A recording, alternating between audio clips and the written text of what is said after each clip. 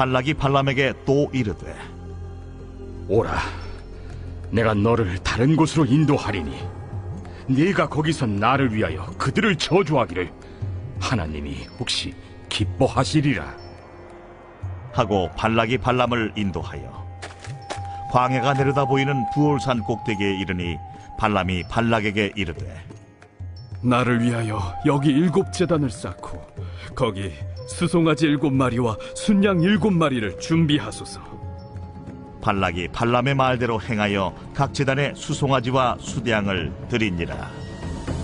발람이 자기가 이스라엘을 축복하는 것을 여호와께서 선히 여기심을 보고 전과 같이 점수를 쓰지 아니하고 그의 낯을 광야로 향하여 눈을 들어 이스라엘이 그 지파대로 천막 친 것을 보는데 그때에 하나님의 영이 그 위에 임하신지라.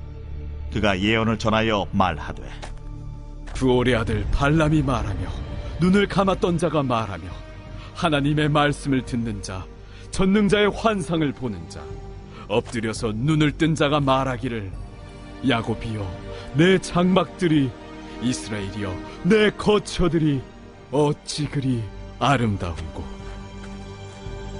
그 벌어짐이 골짜기 같고 강가의 동산 같으며 여호와께서 심으신 침향목들 같고 물가의 백향목들 같도다. 그 물통에서는 물이 넘치겠고 그 씨는 많은 물가에 있으리로다. 그의 왕이 아각보다 높으니 그의 나라가 흥왕하리로다. 하나님이 그를 애굽에서 인도하여 내셨으니 그 힘이 들소와 같도다. 그의 적국을 삼키고 그들의 뼈를 꺾으며 화살로 쏘아 꿰뚫으리로다. 꿇어앉고 누움이 수사자와 같고 암사자와도 같으니 일으킬 자 누구이랴. 너를 축복하는 자마다 복을 받을 것이요 너를 저주하는 자마다 저주를 받을지로다. 발락이 발람에게 노하여 손뼉을 치며 말하되 내가 그대를 부른 것은 내 원수를 저주하라는 것이오늘 그대가 이같이 3번 그들을 축복하였도다. 그러므로 그대는 이제 그대의 곳으로 달아나라. 내가 그대를 높여 심히 존귀하게 하기로 뜻하였더니 여호와께서 그대를 막아 존귀하지 못하게 하셨도다. 발람이 발락에게 이르되 당신이 내게 보낸 사신들에게 내가 말하여 이르지 아니하였나이까. 가령 발락이 그 집에 가득한 은금을 내게 줄지라도 나는 여호와의 말씀을 어기고 선악간에 내 마음대로 행하지 못하고 여호와께서 말씀하신 대로 말하리라 하지 아니하였나이까. 10번 찍어서 안 넘어가는 나무 없다는 속담이 있습니다. 그러나 하나님의 일에 관한 한 하나님의 뜻이 아니면 10번이 아니라 100번을 찍어도 이루어지지 않습니다. 설령 이루어지는 것 같아도 결과적으로는 아닙니다. 하나님의 섭리는 악인의 죄까지도 허용하시지만 모든 것이 하나님의 뜻대로 이루어지도록 역사하시는 오묘한 세계인 것입니다. 인류가 사단의 거짓말에 속아 범죄함으로 영원한 사망에 처한 것으로 알았지만 하나님은 예수 그리스도를 통해 하나님과 우리 사이를 회복시키시고 영원한 생명을 다시 얻게 하셨습니다. 하나님과 인간 사이를 갈라놓으려는 사단의 무서운 계략은 결국 실패하게 된 것입니다. 오늘 모압 왕 발락은 발람을 통해서 이스라엘을 저주하려고 계속 시도하지만 실패만 거듭하고 있습니다. 이스라엘에게 오히려 축복만 더하는 결과를 얻게 됩니다. 민수기 22장에서 24장을 통해서 하나님이 하나님의 백성 이스라엘을 어떻게 보고 계시고 그들을 위해서 어떻게 일하시는가를 알 수가 있습니다.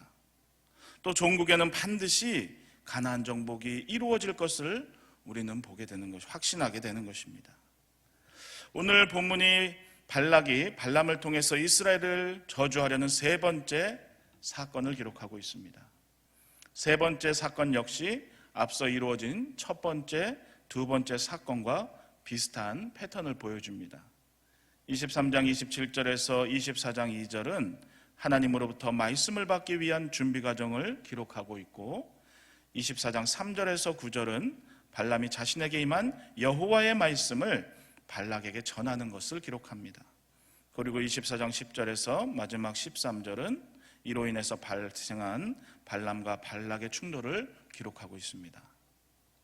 사실 23장 25절에 그들을 저주하지도 말고 축복하지도 말라고 하면서 더 이상 일을 진행하지 않으려는 것처럼 보였습니다. 그러나 모압 왕 발락은 이스라엘을 저주하려는 사악한 시도를 중단하지 못합니다. 27절을 보니까 또 다른 장소로 데려가죠. 광야가 내려다 보이는 부올산 꼭대기로 인도합니다. 첫 번째는 이스라엘 전체가 보이는 곳으로 데려가고, 두 번째는 끝만 보이는 곳으로 데려가더니 안 되니까 이제 또 다른 곳으로 데려간 것입니다. 24장 2절에 보면 지파대로 천막을 친 것을 봤다고 하는데, 그것을 보면 다시 이스라엘 전체가 보이는 곳으로 데려간 것입니다. 하나님이 막으시면 될 수가 없는데 이렇게도 해보고 저렇게도 해보는 것입니다. 여러분, 우리가 문제에 부딪힐 때 내가 인간적인 방법을 택하고 있는지, 신앙적인 방법을 지금 택하고 있는지 한번 생각을 해보시기 바랍니다. 우리는 이성적이고 합리적인 방법을 선택해서 빨리 진행하는 것이 해답이라 여길지 모릅니다. 그러나 하나님이 원하시는 신앙적인 방법은 기도와 실천의 균형입니다. 느헤미야가 이것을 아주 잘 보여주죠. 느헤미야는 수치를 당하는 이스라엘의 아픔을 자신의 아픔으로 여겼고, 성벽을 재건해서 이스라엘의 신앙 공동체로 바로 서기를 바랬습니다. 그는 하나님께 눈물로 기도했고, 예루살렘에 총독이 되고 나서도 기도하면서 모든 일을 실행해 나갔습니다. 기도만 하고 실천이 없거나 행동만 있고 기도가 없는 것이 아니라 둘 사이에서 균형을 맞추면서 일을 풀어나가야 하는 것입니다. 그러나 절대로 또한 행동이 기도를 앞서서는 안 될 것입니다. 하나님이 기도 가운데 주시는 비전과 감동을 가지고 실천할 때 하나님은 역사를 이루어 주실 것입니다. 그런데 이 발락은 사악한 탐욕에서 비롯된 인간적인 방법에만 집착하고 있습니다. 계속해서 28절에서 30절을 보니까 발람을 부올산 꼭대기로 데려가서 자신들을 위해서 제단을 쌓고 제물을 드립니다.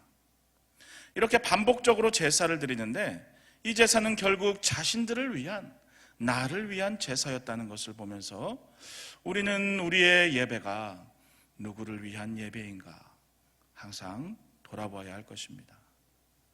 1절에 보니까 발람이 하나님이 이스라엘을 축복하시는 것을, 기뻐하시는 것을 깨닫고 이제 점수를 쓰지 않습니다.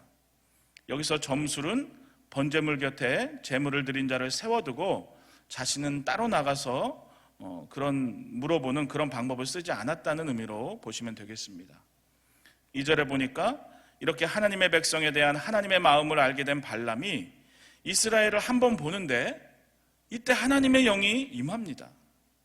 이 발람은 재물에 대한 탐욕으로 살던 자였고 일시적으로 하나님의 일에 쓰임받고 있지만 이런 자에게도 거룩한 하나님의 영이 임하니까 영적인 눈이 떠지고 환상을 보게 됩니다.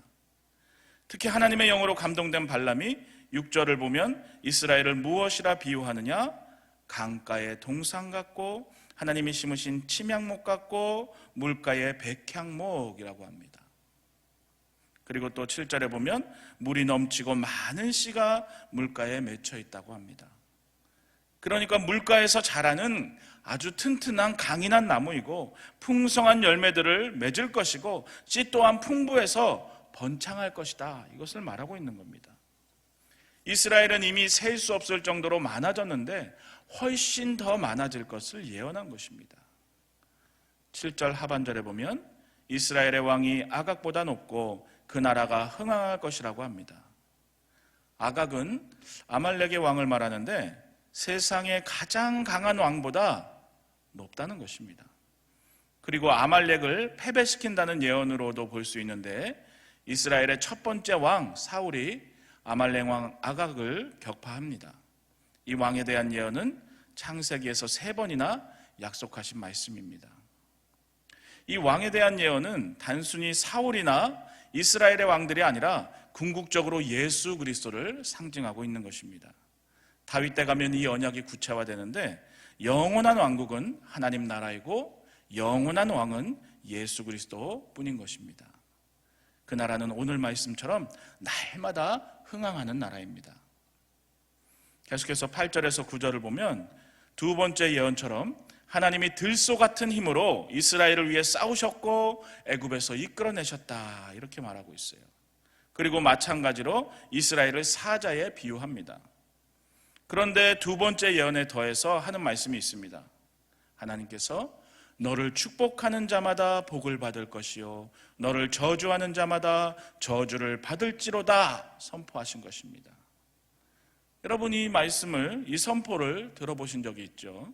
창세기 12장 3절에 보면 하나님께서 아브라함에게 너를 축복하는 자에게 내가 복을 내리고 너를 저주하는 자에게 내가 저주하리니 땅의 모든 족속이 너로 말미암아 복을 얻을 것이라. 사실 이 말은 아브라함에게 하신 말씀이었습니다. 그런데 이 말이 그 자손 이스라엘 모든 족속에게 이르고 있어요. 그러니까 이 언약은 누구 한 사람을 위한 언약이 아니라 하나님의 백성, 하나님의 자녀에 대한 축복이라는 것을 우리는 알아야 합니다. 그래서 이 성경에 있는 이야기가 의미가 있는 것입니다. 그 사람 한 명에 대한 하나님의 뜻이 아니라 하나님의 자녀인 우리에게도 동일한 원리가 적용되는 것입니다. 여러분 성경 속에서 나를 향한, 나에게 약속한 하나님의 그 약속들, 또 하나님의 마음을 깨닫기 바랍니다. 마지막으로 10절에서 13절을 보니까 이제 발락이 더 이상 어찌할 수 없는 상황에 너무나 화가 났습니다.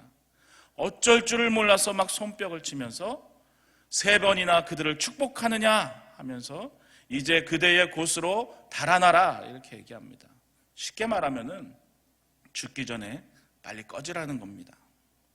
결국 13절에 앞에 두 번째 예언과 마찬가지로 자신의 입장을 밝히는 이야기를 하면서 항변을 하면서 세 번째 그 사건도 끝나게 됩니다.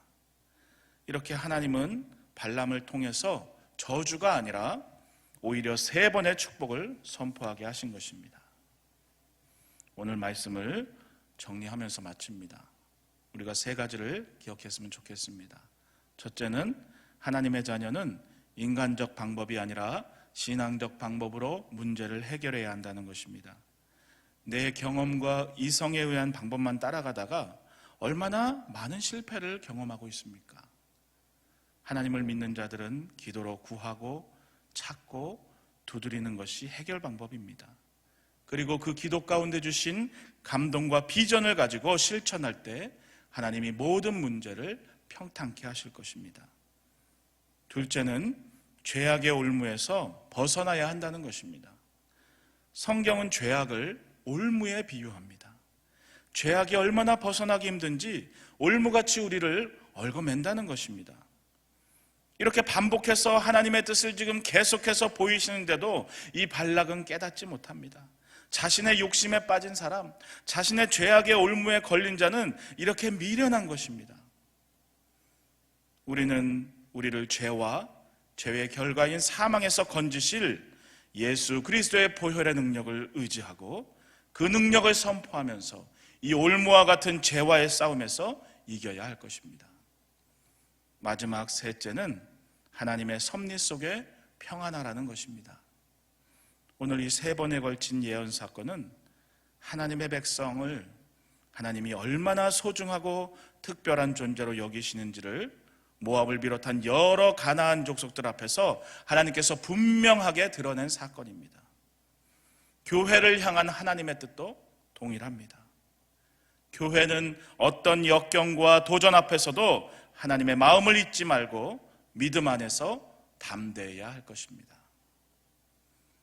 오늘도 말씀 가운데 지혜와 교훈과 평안함을 얻으시고 성도로 바로 서시는 하루를 만들어가는 저와 여러분 되시기를 축원합니다.